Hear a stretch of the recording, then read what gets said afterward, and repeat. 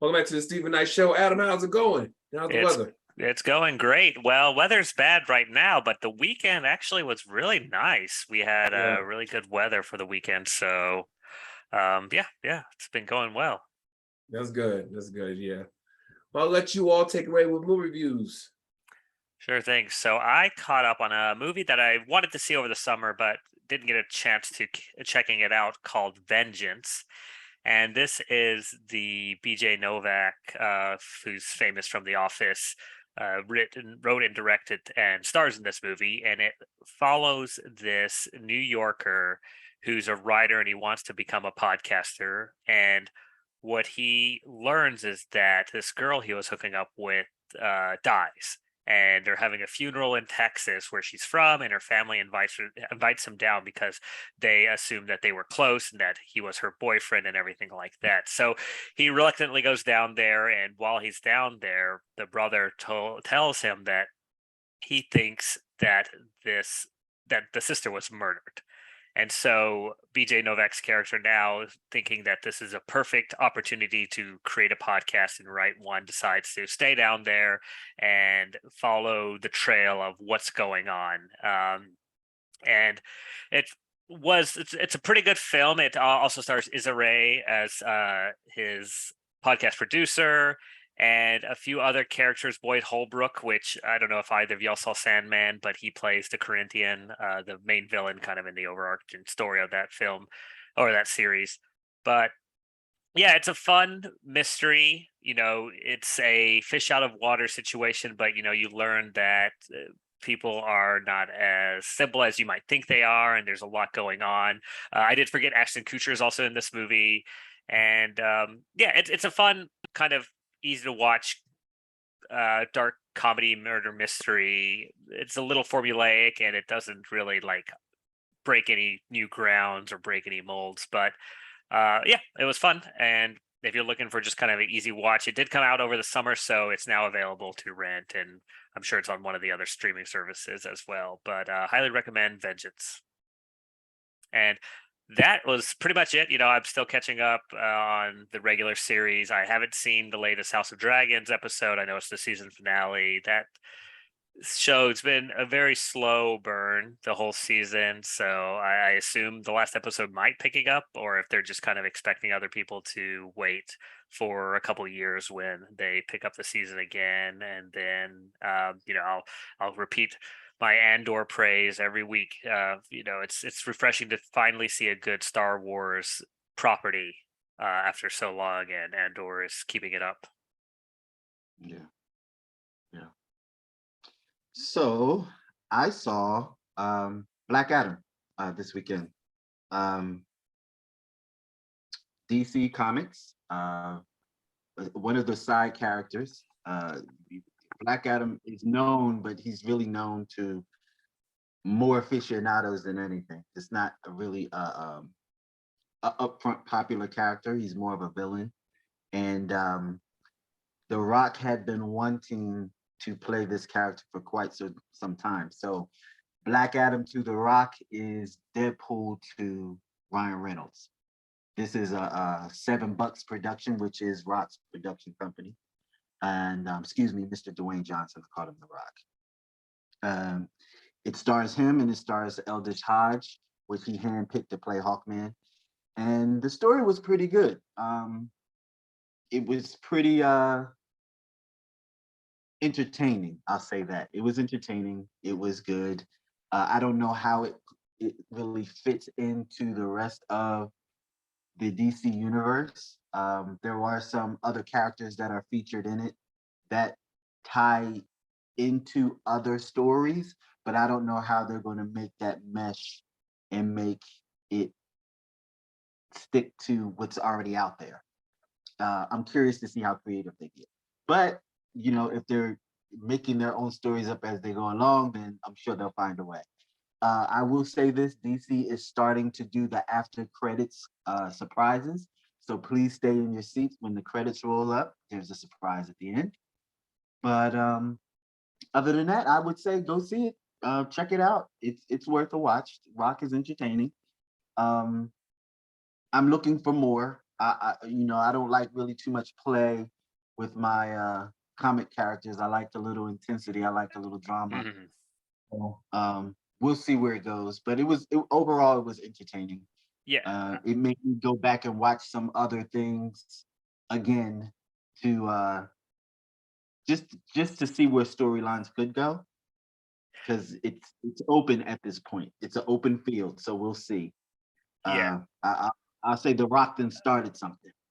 Yeah, I've heard, there's been some tricklings online about this is like DC's phase two. Like this is them setting up, getting past kind of the older stuff, not the older stuff per se, but you know what I'm saying? Like this is getting them all set up to start introducing a bunch of other characters and start moving along with, the post Zack Snyder verse. Yeah, yeah. This is definitely a setup to something else, because when you see it and you see what happens or what transpires, you'll know exactly what I'm talking about. Nice.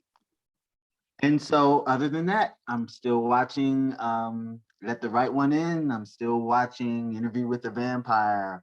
I started watching, and I know it's over at this point, but I started watching Queen Sugar last night because I'm gonna watch it through.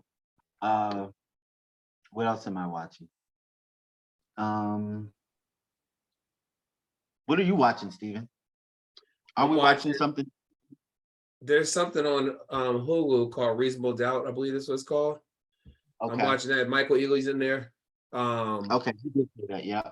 Yeah, that's good. You can only watch. They put out 2 initially, then they do 1 each week, which is annoying.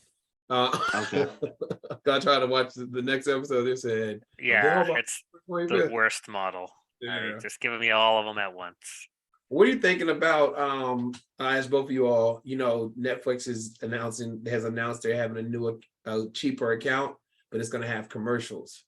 They're trying to do some damage control because for the first time, like a decade, they lost subscribers, a lot of subscribers, and they're the most expensive streaming service. What are your thoughts? Would you pay less for commercials? I'd pay double not to have commercials. Yeah.